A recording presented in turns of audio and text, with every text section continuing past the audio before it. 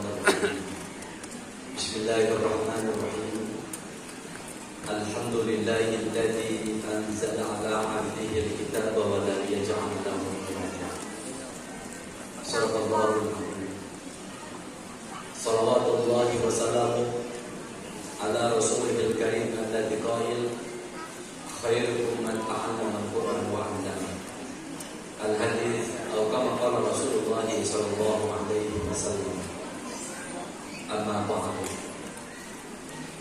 Hadratil mukarramin, motivator Quran beserta para dewan masyayikh, para penebar kebaikan, para pelestari kebaikan, dan yang setiap hari berbicara bercengkrama dengan Gusti Allah. Semoga Allah senantiasa memberikan penjagaan kepada para guru Al-Quran dengan penjagaan sebaik-baik penjagaan. Pondok ini menjadi sentrum kebaikan. Para orang tua wali, bulan ini kita menangani ada hampir 10 pesantren yang berurusan dengan aparat penegak hukum. Alasan yang pertama, mohon maaf ini saya sampaikan, karena ini juga berkorelasi dengan rendahnya orang tua memasukkan anaknya ke pesantren tertentu. Ada satu pesantren, megah pesantrennya, tetapi tahun ini hanya mendapatkan 10 santri. Ini karena ada beberapa pesantren yang kita tidak ta'amuk, kita tidak berpegang teguh kepada sistem dan pendidikan di pesantren sebagai penebar kebaikan. Ada pesantren yang diisukan pimpinannya melakukan pelecehan seksual terhadap para santri atas nama dan dasar keberkahan dari guru. Dan ini kita tangani, jadi problem tersendiri bagi lembaga pondok pesantren. Padahal kita berharap justru ketika pesantren anak-anak kita menjadi orang yang teramankan, orang yang terlindungi, orang yang diayomi oleh orang yang lebih dewasa. Mudah-mudahan pesantren di Kabupaten Bogor yang hampir 3.000 jumlahnya ini betul-betul menjadi sentrum kebaikan dan penebar kebaikan. Maka doakan terus para wali, para gurunya ini agar senantiasa beristiqomah dalam jalur kebaikan itu. Bapak Ibu yang mulia, bersyukur kalau anak kita ada di pesantren. Minimal sholat maktubahnya itu teramankan, terencana, dan disiplin. Ketika sholat zuhurnya, sholat asyarnya, maghrib, isya, dan subuhnya ditambah dengan sholat sunnah nawafil yang lain. Kita tidak bisa menjamin ketika anak kita berada di luar lingkungan pondok pesantren, entah jam berapa dia melaksanakan sholat maktubahnya, entah mungkin sholat nawafilnya, entah mungkin saum sunnah. Tetapi di pesantren minimal anak kita disiplin dalam pengerjaan sholat fardu. Ketika dia sudah mampu memperbaiki dan mengerjakan sholat fardu secara disiplin, insya Allah amar dari manapun, perintah dari manapun dia akan lakukan, dia akan disiplin mengerjakan. Yang kedua, Bapak Ibu yang mulia, di Indonesia ini ada hampir 60 juta masyarakat pelajar. 45 jutanya itu belajar di sekolah umum. Dia sekolah di SD, di SMP, di SMA, di SMK, dan perguruan tinggi umum. Yang di madrasah dan pesantren itu hanya 15 juta. Bayangkan kalau kita di SD, SMP, SMA itu, SMK itu, agama diajarkan hanya 2 jam 1 minggu. Hak yang paling asasi, hak yang paling fundamental, beragama itu yang paling asasi.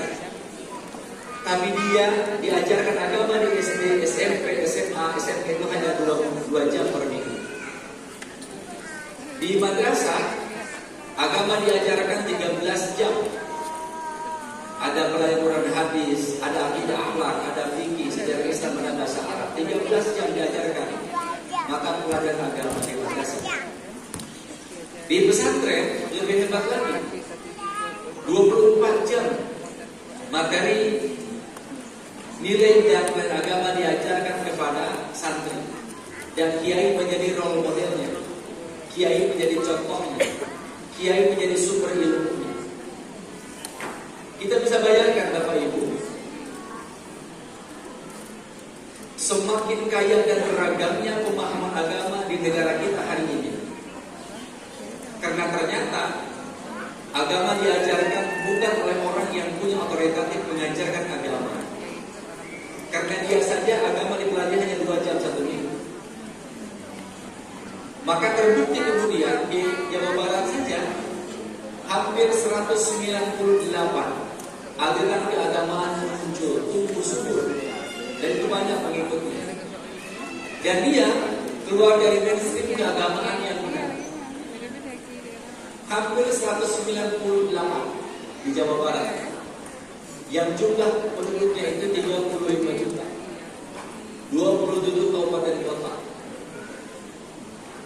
Ini kenapa? Karena agama dipelajari hanya 2 jam 1 minggu. Di Kota Bogor, mohon maaf saya sampaikan, itu ada hampir 58 aliran tumbuh subur di tengah masyarakat. Dan itu dilun, sesat dan menyesatkan. Itu kenapa? Karena agama diajarkan hanya 2 jam 1 minggu. Dan anak kita mendapatkan itu pelajaran agama hanya 2 jam 1 minggu. Maka kemudian beragamlah pemahaman agama di negara kita. Ajarannya utuh, tapi pemahamannya boleh jadi tidak utuh. Oleh karenanya kita sangat bersyukur kalau kemudian anak kita simpan di pesantren untuk paham dengan agama yang dahulunya, agar mereka juga bisa menjaga dirinya dan menjaga keluarganya. Atas nama Kementerian Agama mengucapkan terima kasih atas keberadaan Pondok Pesantren Motivator Quran yang terus mengawal keberadaan fitrah di anak-anak kita.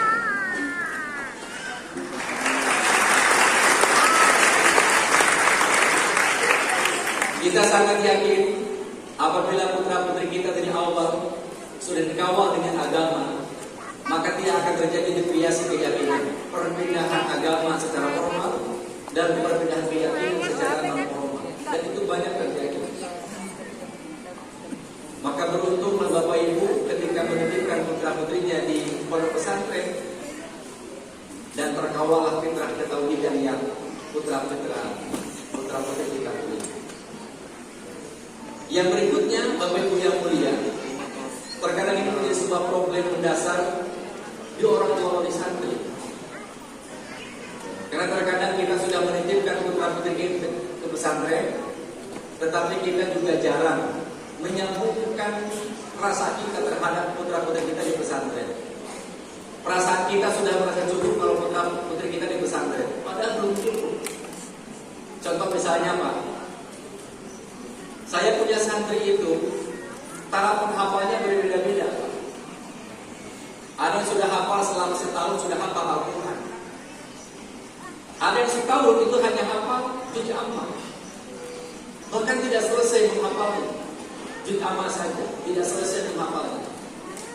Bapak Ibu yang mulia, jangan merasa risau dan gelisah ketika putra-putri kita tidak hafal seluruh Al-Quran, tidak hafal 15 juz Al-Quran, bahkan tidak hafal juz ke-30 dari Al-Quran. Kenapa? Karena sejatinya itu adalah titipan dari Gusti Allah. Hafal satu ayat, kita harus bersyukur. Kenapa? Karena Allah titipkan satu ayat dalam hati anak-anak kita. Allah titipkan dalam hati putra-putri kita sekian ayat, sekian surah. Karena boleh jadi bukan kesalahan anak-anak kita dalam menghafal Al-Quran, tetapi kekurangan cetelingan, kekurangan sambungan antara kita dengan putra-putri kita. Saya yakin betul para mutaris Al-Quran ini ketika mengajar Quran Ada siswa, ada santri yang cepat hafalannya, padahal dia biasa-biasa saja. Boleh jadi karena orang tuanya itu selalu menyambungkan hati dengan putra-putrinya, tidak lepas dengan doanya, tidak lepas dengan tirakahnya. Bapak Ibu, saya punya ibu itu orang kampung, tidak sekolah, tidak pesantren, SD pun tidak selesai.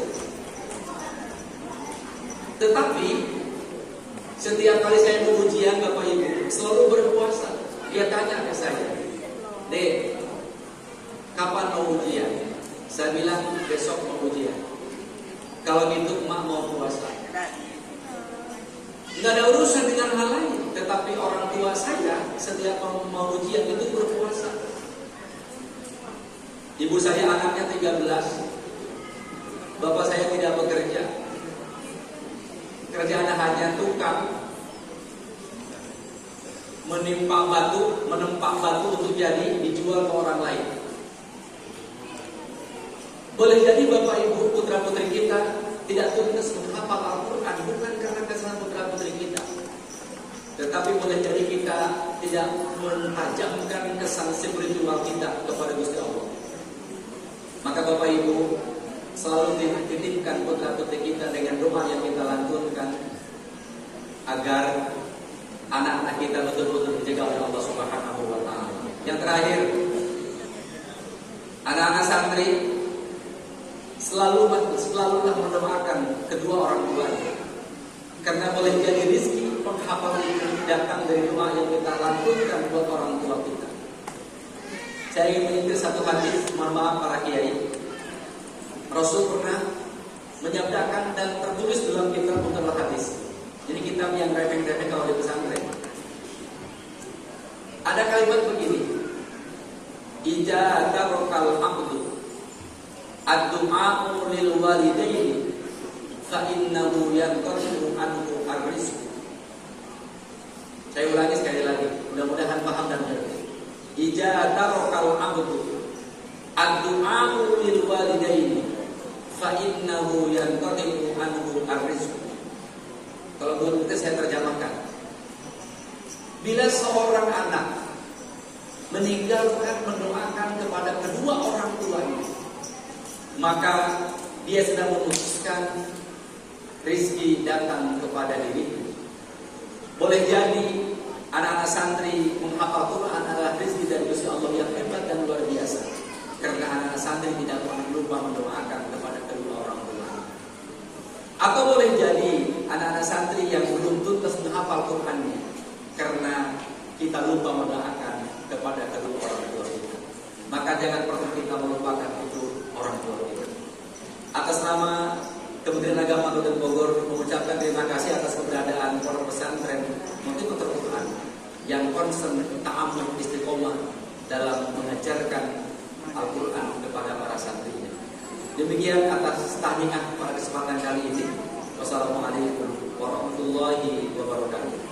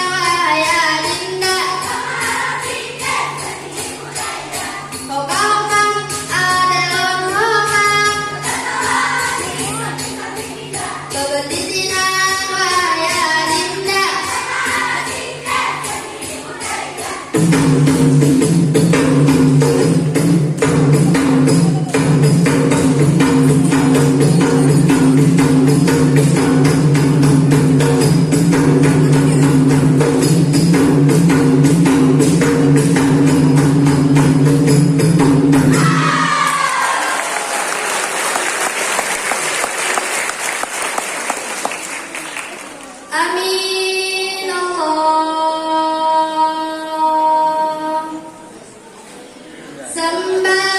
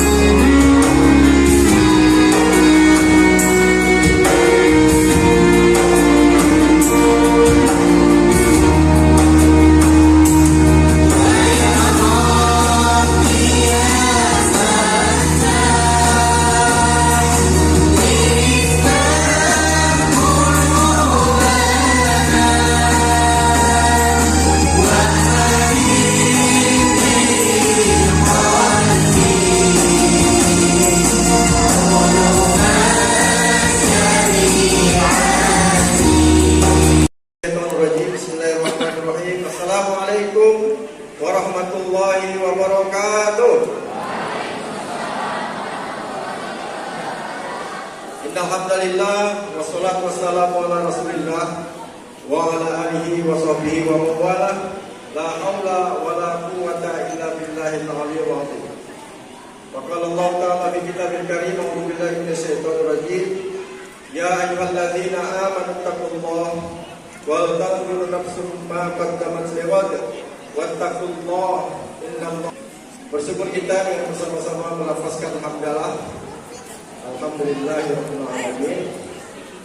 Berselawat kita kepada junjungan kita Nabiullah baginda Rasulullah Muhammad sallallahu alaihi wasallam. Allahumma shalli ala sayyidina Muhammad wa ala ali sayyidina Muhammad. Yang kami hormati dan yang kita muliakan bersama, tentu saja pendiri, pengasuh, pimpinan Pondok Pesantren Motivator Quran Indonesia, Yai Edi Susanto, beserta istri tercinta dan keluarga tercinta yang hadir pada kesempatan pagi hari yang berbahagia ini. Wabil khusus para orang tua santri, wali santri dan juga santri-santriwati yang alhamdulillah diwisuda untuk kelima kalinya di Pondok Pesantren Motivator Quran. Mudah-mudahan berkah Allah senantiasa bertambah berlimpah untuk kita sekeluarga semuanya. Takbir. Izinkanlah saya berdiri di sini mewakili seluruh orang tua wali santri yang sudah memberikan kepercayaan kepada Pondok Pesantren Motivator Quran untuk ditempa untuk cinta kepada Al-Quran. Karena Al-Quran merupakan kitab suci umat Islam, firman Allah yang memberikan petunjuk kepada umat manusia supaya bisa sukses selama dunia akhirat. Tentu terima kasih ini tidak saja kita ucapkan ucapan lisan, tetapi senantiasa jauh di mata dekat dalam doa. Dan kami doakan semua keluarga besar Pondok Pesantren Motivator Quran senantiasa mendapatkan rezeki yang barokah dari Allah Rabbul Alamin. Karena kami sebagai orang tua tentu sangat berbahagia sekali pada saat ini, di suasana yang sangat berbahagia ini, dengan penuh hikmat kita menyaksikan anak-anak kita sudah bisa menghafal Al-Quran. Ada yang 10 juz, 20 juz, bahkan 30 juz. Dan mudah-mudahan Al-Quran yang sudah masuk ke dalam jasmani, hati rohani kita, insya Allah menjadi bekal untuk bisa sukses dunia akhirat. Karena untuk mencapai kesuksesan itu pertama adalah bagaimana kita hidup bersama Al-Quran. Insya Allah. Namun kami sebagai orang tua wali santri juga banyak khilaf dan kesalahan karena mungkin keterbatasan kami masing-masing, apalagi yang jauh, sehingga tidak bisa memberikan perhatian yang penuh.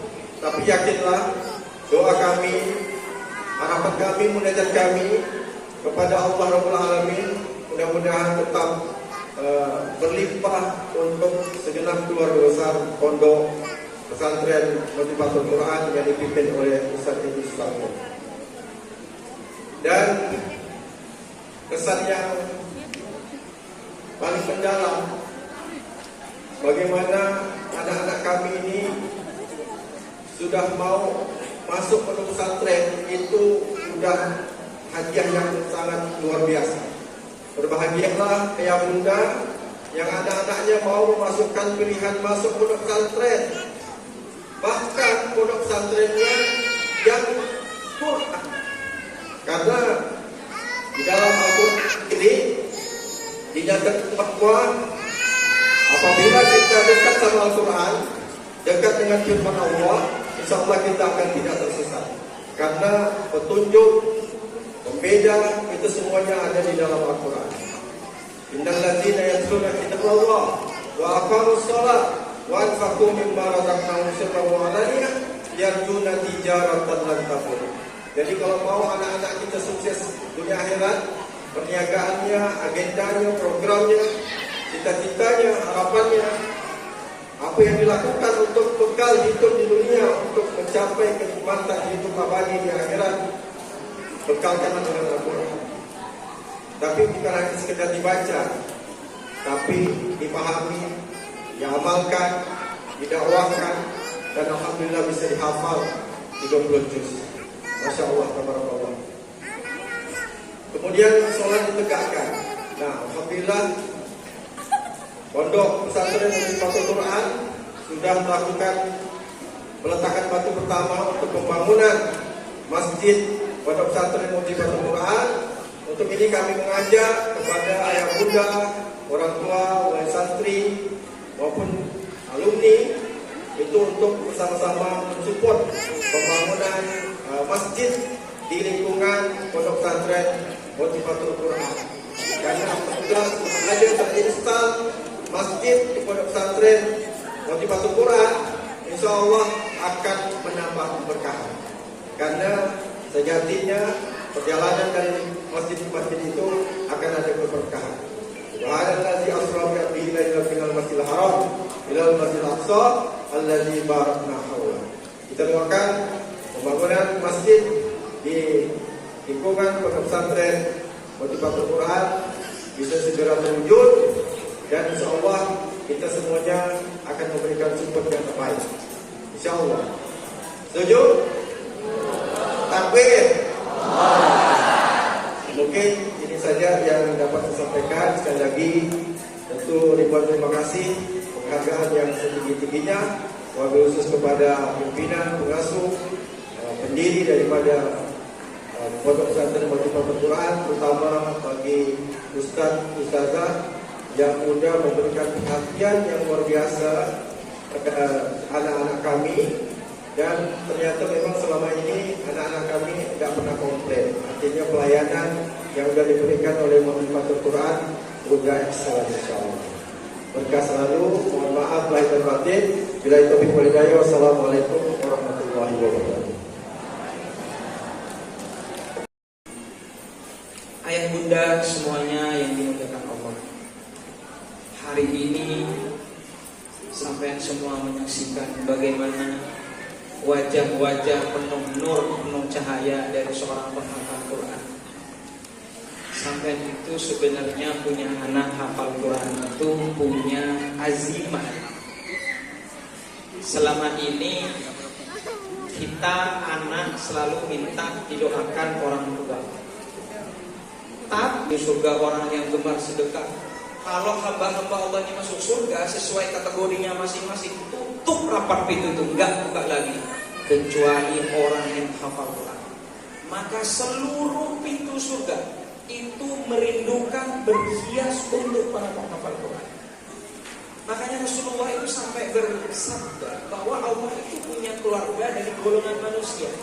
Maka sahabat bertanya, siapakah itu wahai Rasulullah? Orang-orang ahli Quran, orang-orang yang mencintai Quran, orang-orang yang menghafal Quran. Maka orang yang hafal Quran itu doanya mustajab. Tapi pertanyaannya, penghafal Quran yang seperti apa? Makanya di konsep hipnotik Quran itu selalu saya tekankan kepada anak-anak, kepada santri, bahwa kau ngafal bukan karena ingin jadi hafidh-hafidhoh, bukan karena ingin dapat beasiswa, bukan karena dapat pujian, bukan karena kamu dipaksa, disuruh, dihukum oleh ustaz-ustaz ini, tapi harus muncul dari hatimu yang paling dalam. Kau ngafal Quran itu cara kau komunikasi dengan Allah. Kau ngafal Quran itu karena kau cinta dan kau rindu kepada Allah. Kau ngafal Quran itu karena kau rindu kepada Rasulullah. Maka selalu saya bilang sama anak pada santri, nah kalau kamu ngafal, bayangkan depan kamu tuh yang nyimak Rasulullah. Bayangkan kayak apa hebatnya seorang menghafal Quran. Makanya konsep menghafal Quran di hipnotik Quran titik 1, ikhlas, gak ada niatan apa. Ikhlas karena Allah. Saking hebatnya Pak tuh orang yang hafal Quran tuh, malaikat turun khusus untuk menghafal Quran. Makanya suatu ketika ada seorang sahabat yang baca Quran, itu kaget ketika baca Quran, ontanya, kudanya, kambingnya berlarian, seperti ketakutan, seperti melihat sesuatu. Kalau berhenti baca Quran, berhenti juga tuh hewan peliharaan. Terus begitu, terus berulang-ulang begitu.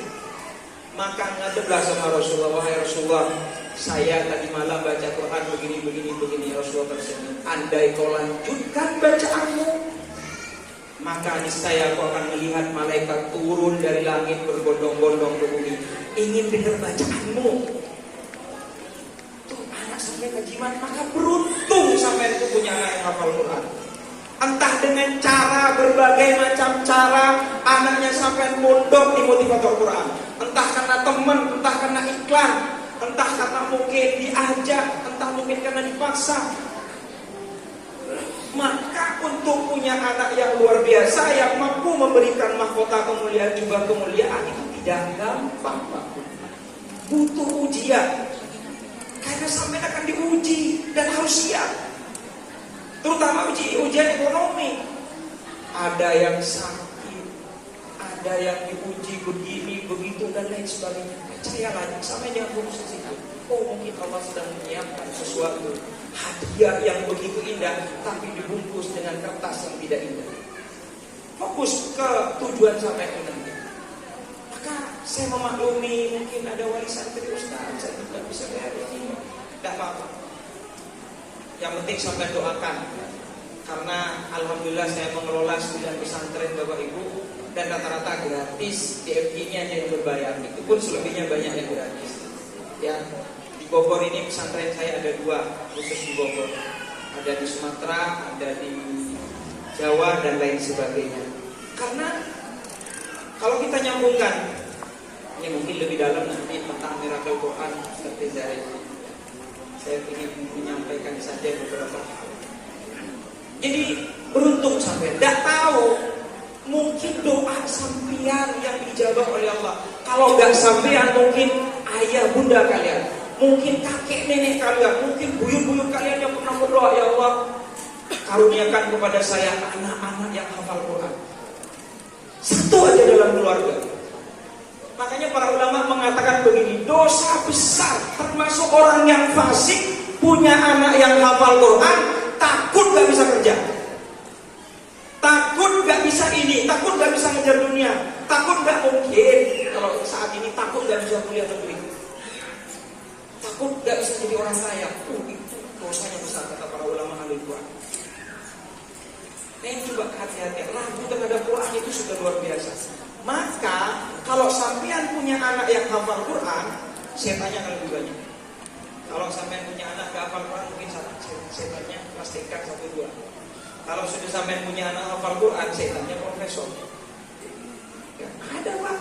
Dan beberapa kali saya pernah komunikasi ketika saya ngelatih orang. Salah satu yang dibenci oleh para jin ini, para setan ini adalah orang yang hafal Quran. Maka ini anugerah terindah, tertinggi dari Allah untuk sampean. Makanya ketika saya ngalamin mati suri 2 kali itu, saya berikrar mewakafkan diri saya. Ya Allah, aku wakafkan diri ini menghafal Quran.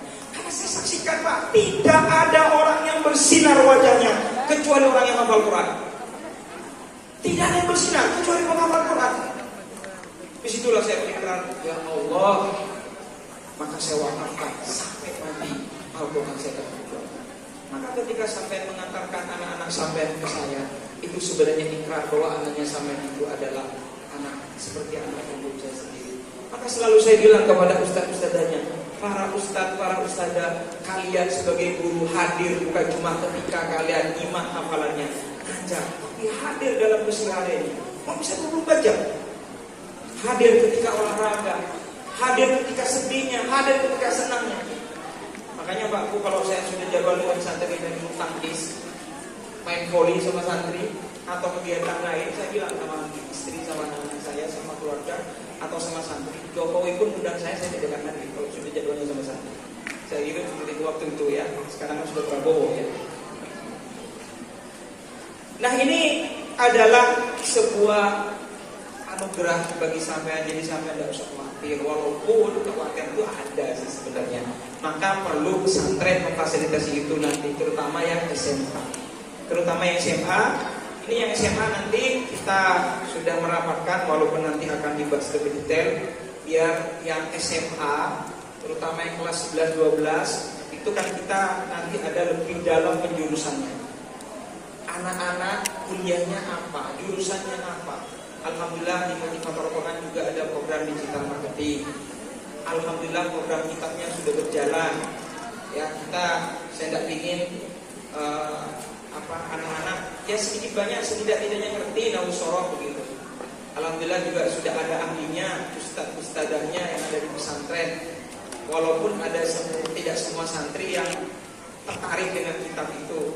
Nah, ini juga terutama santri yang ingin kuliah ke luar negeri, memang sudah berjalan program kitabnya. Kalaupun mau kuliah negeri, kuliah umum juga nanti kita akan maksimalkan. Jadi selama ini guru pelajaran umum itu tidak standby di pesantren ketika ngajar. Nah, saya pinginnya nanti ada guru yang mata pelajaran khusus yang memang ahli yang standby di pesantren untuk membimbing anak-anak untuk mengejar cita-citanya. Yang apa jurusannya, apa keinginannya, yang nanti dipadukan dengan mesin kecerdasan Stephen. Karena di mesin kecerdasan Stephen itu nanti masing-masing MK itu program jurusannya masing-masing itu berbeda. Ada yang kalau agama ahli tafsir, ahli hadis, ahli sejarah. Contoh misalnya kecerdasannya otak kanan bagian bawah feeling, pendakwah, trainer, motivator. Contoh misalnya otak kiri bagian atas yang disebut thinking itu engineering dan lain sebagainya. Ini nanti yang kita akan maksimalkan sehingga santri lebih percaya diri untuk kuliah. Sehingga santri lebih siap. Selama ini kita masih kurang, maka tahun ini anak-anak kita dalam hal itu akan kita maksimalkan. Kemudian wali santri semua yang dimuliakan Allah, program tertingginya Motivator Quran itu adalah akhlakul karim. Memang kita agak kurang di bidang umum kayak sekolah ini juga sebagai mohon dimaklumi dan permohonan maaf kami yang nanti kita akan perbaiki. Tapi yang utama dan ini mengarah ke situ semua ilmu yang akan dipelajari oleh anak kita apapun itu mengarah kepada satu titik. Yang pertama adalah akhlakul karim. Saya ingin anak-anak ini santun menghafal Quran. Kalau menghafal Quran banyak, iblis pun bisa hafal Quran, tapi akhlak itu punya kita. Kemudian sholat, ini yang masih, dan ini 3 komponen ini yang berat. Walaupun saya tambahkan 4. Mendidik anak-anak kita itu yang paling berat saat ini, satu akhlak. Yang kedua bagaimana sholat tanpa disuruh, tanpa dipaksa. Yang ketiga adalah bagaimana rasa cintanya terhadap Quran. Selama ini kita itu termanipulasi otak kita oleh setan. Termanipulasi. Seakan-akan yang tidak baik menjadi sebuah baik. Maka orang banyak mencari kesenangan, kebahagiaan dengan bermaksiat. Kenapa? Karena termanipulasi oleh setan. Contoh, khamr itu yang gak enak, pahit. Kenapa? Orang banyak itu karena nganggap kalau minum khamr menyelesaikan masalah. Rokok pahit sebenarnya, tapi kenapa orang merokok di fly? Semua masalah menjadi seakan-akan selesai. Karena ada konsep di alam bawah sadar kita, kalau merokok selesai masalah. Kalau merokok bahagia kita, kalau merokok tenang. Bisa nggak anak-anak kita didoktrin seperti itu? Bisa. Cuma memang berat Pak, karena anak-anak kita 95% itu mentalnya sudah terdidik oleh gadget, oleh media sosial, oleh TikTok, oleh Instagram. Kayak apa beratnya sampai sebagai orang tua nanti di zaman yang rusak ini? Maka tidak ada lain kecuali adalah Al-Quran. Agama dikuatkan Pak. Tak usah khawatir. Masalah ilmu umum nanti mereka akan cari sendiri. Bisa sendiri anak-anak. Insya Allah akan bimbing. Dah usah khawatir. Allah sudah berjanji di Al-Quran. Surat Al-Isra, surat ke-17, juz ke-15, halaman 283, ayat ke-7. Bismillahirrahmanirrahim. Ayat 9. Maaf. Inna hadzal qur'ana yahdi lillati hiya aqwam wa yubashshirul mu'minina alladziina ya'maluna shalihati anna lahum ajran kabira. Sungguh Quran itu jadi petunjuk. Kalau anak-anak kita ikhlas sampai nyambung didoakan, guru mendoakan, Allah yang membimbing, Allah yang akan menjaga, Allah yang akan membimbing, Allah yang akan menjamin. Yakin kalau jaminan Allah mampu? Yakin dengan jaminan Allah? Kamu kata Allah apa? Aku akan bahagia. Allah akan berikan keberkahan. Allah akan bahagiakan orang-orang yang bersama Quran. Kalau tidak sekarang, nanti. Kalau tidak sekarang, nanti janjinya Allah. Kalau masih tidak cukup, ayat ini banyak sekali. Apa kata Allah berfirman di ayat yang lain? Bismillahirrahmanirrahim. Jannatu adnin yadkhulunaha wa man shalaha min abaihim wa azwajihim wa dzurriyyatihim. Allah menyiapkan surga khusus bagi para penghafal Quran. Bukan cuma dia penghafal Quran, kalau dia nikah, istrinya, suaminya, ayahnya, ibunya, kakek neneknya, keluarga semua. Maka begitu bangganya orang yang hafal Quran itu di depan semua makhluk-makhluknya Allah, di kehidupan dunia maupun akhirat. Kemudian apalagi kalau masih belum cukup, apa kata Allah? Bismillahirrahmanirrahim. Surat Fussilat halaman 480 dari ayat 30 ke bawah. Bismillahirrahmanirrahim. Innal ladzina qalu rabbuna Allah tsumma istaqamu tatanazzalu 'alaihimul malaikatu alla takhafu wa la tahzanu wa abshiru bil jannati allati kuntum tu'adun. Yang meneguhkan, yang mengatakan Tuhanku Allah. Siapakah itu? Yang sholat, yang sujud, yang baca Quran, yang berinfak sedekah, yang berdakwah dan lain sebagainya. Jangan takut, jangan khawatir. Allah menurunkan malaikat dan berbisik setiap hari kepada dia. Allah takhafu wa la tahzanu wa abshiru bil jannati allati kuntum tu'adun. Jangan sedih, jangan takut, jangan khawatir. Allah menyiapkan tempat yang indah bagi kamu. Kalau itu tidak cukup Bapak Ibu, belum yakin juga. Ayat selanjutnya, nahnu awliya'ukum fil hayatid dunya wa lakum fiha ma tashtahi anfusukum wa lakum fiha ma tad'un. Kami yang menjaga, kami yang melindungi di kehidupan dunia maupun kehidupan akhirat. Karena Allah menjamin Al-Quran asli sampai kiamat. Lewat siapa? Lewat anak-anaknya sampean. Maka gak cukup ziyadah 30 juz. Ini selesai 30 juz, selesai. Dan begitu. Masukkan program mungkin. Masukkan program mungkin. Ya. Kami yang menjaga. Kalau itu gak cukup, Allah ngasih motivasi lagi. Inilah penghargaan tertinggi dari Allah untuk kita, untuk para penghafal Quran. Nah sekarang yang perlu kita pantau anak-anak kita, yang perlu kita latih anak-anak kita adalah bagaimana Al-Quran mencari bentuknya di dunia luar. Saya ulangin ya Bapak Ibu, ini sampai yang harus mantau juga di rumah dan lain sebagainya. Makanya saya minta santri-santri, kamu kalau pulang ngabdi sama ayat ibumu, kamu pasti melewati ayat surat Al-Isra itu. Wa qadara rabbuka alla ta'budu illa iyyahu wa bil walidayni ihsana dan seterusnya. Lotot aja enggak boleh, mengatakan aja enggak boleh, dosanya besar setelah menyebutkan Allah. Saya bilang ini tolong juga dipantau di rumah. Bantu orang tuanya, nyuci piring, bersihin kamarnya, ngepel, sholat gak usah disuruh. Nah tugas kita memantau anak-anak kita ini ayah bunda adalah bagaimana nilai-nilai Al-Quran, energi Quran, keberkahan Al-Quran mencari bentuknya di dunia luar. Dibaca, oh kata Quran bahagia. Bagaimana anak itu bahagia sikapnya? Jadi watak, jadi karakter, jadi mindset aja. Maka dalam NLP disebut mind mapping, cara pandang. Cara pandang itu Al-Quran harus jadi cara pandangnya anak-anak kita. Gak cukup saya sendiri, gak cukup ustaz-ustazanya, harus orang tua nyambung dengan pesantren. Makanya di situ ada konsep keberkahan. Keberkahan itu muncul di komunikasi ustaz-ustazanya mengasuh terhadap anak, anak terhadap orang tua terhadap pesantren, terhadap ustaz-ustaznya. Jadi ini yang harus kita pantau, mencari bentuknya di dunia luar, menjadi mentalnya anak-anak. Kalau kata Al-Quran sukses, sukses anak-anak kita. Kalau kata Al-Quran kaya, bagaimana anak-anak kita supaya kaya? Kalau sabar kata Al-Quran, bagaimana anak-anak kita menjadi sabar? Nah ini yang harus dilatih. Sebenarnya 3 tahun itu tidak cukup. Saya berharap anak-anak tidak cukup 3 tahun. Walaupun ada wali santri yang itu, ya Allah Ustaz 3 tahun rasanya lama sekali. Karena saya stres mikirin SPP-nya Ustaz. Apalagi datang tagihan bendahara Ustaz, langsung naik emosi saya Ustaz. Langsung Ustaz. Ya tidak apa-apa Bu, Pak, itu adalah stres yang barokah. Ya, itu stres yang barokah.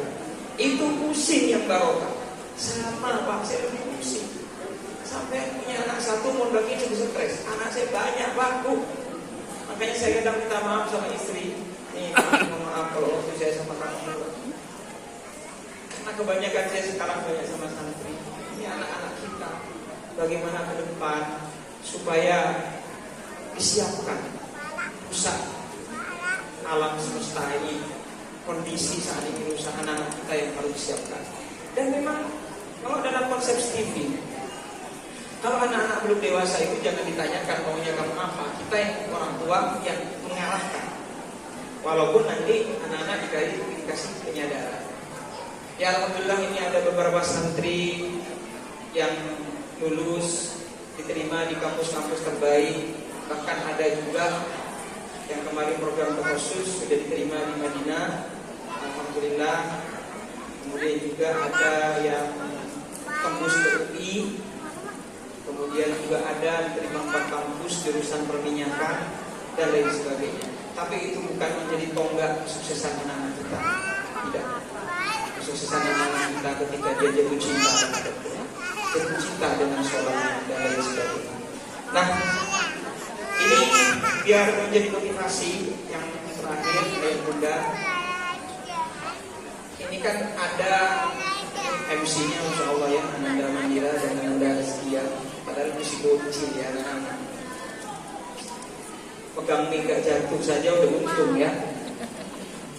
Sampai nanti kalau suruh ngomong kita aja ya, kadang suruh ngomong bermenit-menit berjam-jam dan grogi ya. Tapi anak-anak kita berbiasa lancarnya ini menunjukkan bahwa menghafal Quran itu menambah, mencerdaskan anak-anak. Akhirnya nanti saya melihat bagaimana penampilan anak-anak kita dahsyat luar biasa. Itu anaknya sampai ya, putra putrinya sampai. Dan saya memang memfokuskan lagi meneliti apa kelebihan anak-anak ini. Sekarang saya punya catatan. Kalau sebelumnya memang kurang ada disebut. Sekarang ini apa kelebihan anak-anak kita. Bahkan ada santri yang ngotot ingin tampil, cuma belum siap. Saya bilang insya Allah selanjutnya. Insya Allah selanjutnya. Yang tampil-tampil itu awalnya menolak kamu juga, karena gak pede, karena malu. Tapi saya melihat kau punya bakat di situ. Ayo, bisa kau mampu, kau bisa, kau mampu, kau bisa, kau mampu. Termasuk yang tadi jauh itu luar biasa. Ada yang kakinya sampai ke seleo itu, tapi nahan. Sampai ada yang buka kakinya itu latihan. Untuk siapa? Menangin sampai ya, menangin orang tuanya. Maka kayak apa barokahnya sampai datang ke wisuda ini. Masya Allah gitu ya. Nah ini tadi disampaikan program Amazing Hypnotic Quran. Walaupun masih salah kaprah. Apa hipnotis anak-anak saya Ustaz? Ini tidak sesuai syariat. Ini bahaya sesat enggak. Hypnotic Quran itu hanya bahasa lain saja. Kalau bahasa kita samina wa atona. Apa merah kata Quran? Merah kita. Hijau kata Quran? Hijau. Itu konsep Hypnotic Quran. Bagaimana kita jatuh cinta kepada Quran, seasik pegang HP anak-anak kita, walaupun ini berat. Ini beberapa santri alhamdulillah sudah ada yang berhasil. Asiknya pegang Quran, seasik dia scroll Instagram, pegang HP. Tapi cuma beberapa persen, belum nyampe 50%. Karena santri kita masih jauh lebih asik dengan gadgetnya. Bukan cuma anak-anak kita, di luar lebih paham mungkin, wabarakatuh. Tapi anak-anak kita sudah masuk apa perkembangannya luar biasa. Dan gampang. Sekali-kali coba Bapak Ibu hafal surat Al-Baqarah. Paling dihafal malam, paginya sudah hilang. Dihafal hilang, dihafal pagi, siangnya udah hilang.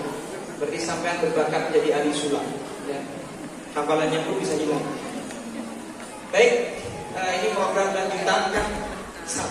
Level 1 itu mindset hafal Quran. 2, ziyadah bagaimana menghafal Quran. Ada yang cepat, ada yang lambat. Tidak usah khawatir. Betul kata Bapak dari Depak tadi, jadi dari Depak bahwa 1 ayat aja sudah lebih berharga daripada dunia dan isinya. Monggo yang masuk level 3 sekarang.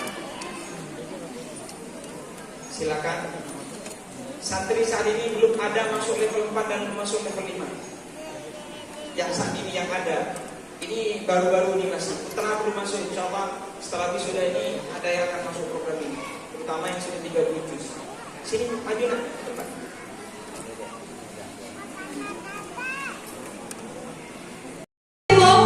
Putri dari Bapak Haji Masud Effendi dan Ibu Mulia.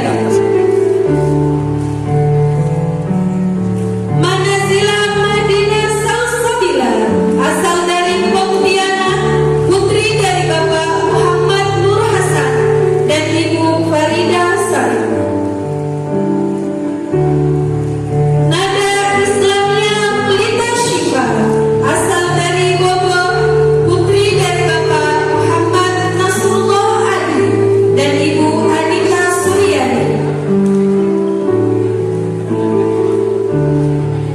Nashwa Nafi'ah Khaironi asal dari Tangerang, putri dari Bapak Jamaluddin dan Ibu Bibin Adabiyah. Nazifa Paulan Sadida asal dari Bogor, putri dari Bapak Heri Harmaini dan Ibu Erlida Rosiana.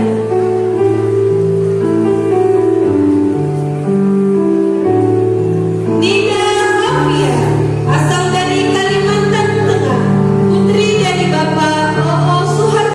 Juz terbaik diraih oleh Ananda Shaulana Suha Susi Ziada